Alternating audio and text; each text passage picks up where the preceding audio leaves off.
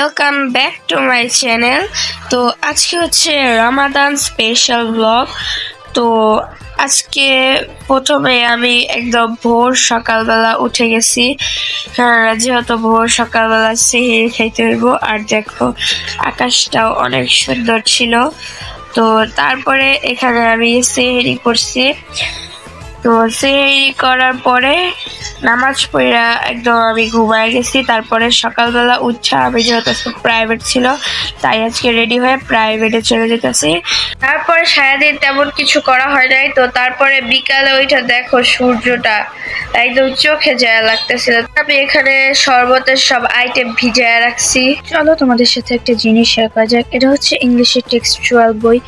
তো এটা হচ্ছে হিমালয় প্রকাশনের একটি বই। এটা তোমরা তোমাদের যে পাঠ্যপুস্তক বই আছে ওইটার যতগুলা ওয়ার্ড আছে ওইগুলার মিক্স সেন্টেন্স আছে, সিনোনিম আছে, ইন্টোনিম আছে, প্রায় ডিকশনারির মতো এটা সবকিছু আছে।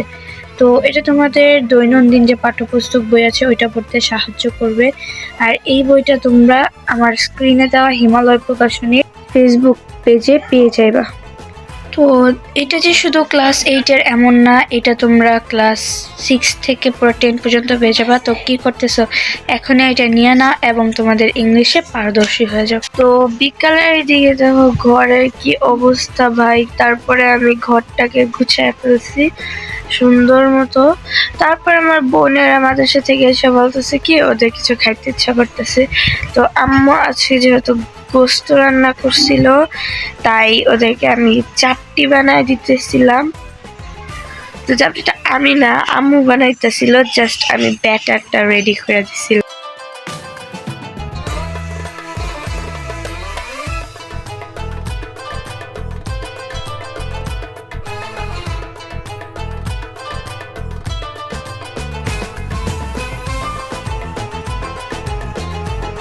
তো এই যে আম্মা এখানে তরকারি রান্না করতেছিল আর আমি এদিকে ইফতার রেডি করতেছিলাম। আর আমার বোন এদিকে পার্টি ক্লাস এগুলো সব আনতেছিল। তো ইফতারের শেষে আমি একটু পড়তে বসছিলাম, কিছু অঙ্ক করলাম। তারপরে অঙ্কগুলো করার পরে আমি একটু ইংলিশ পড়লাম।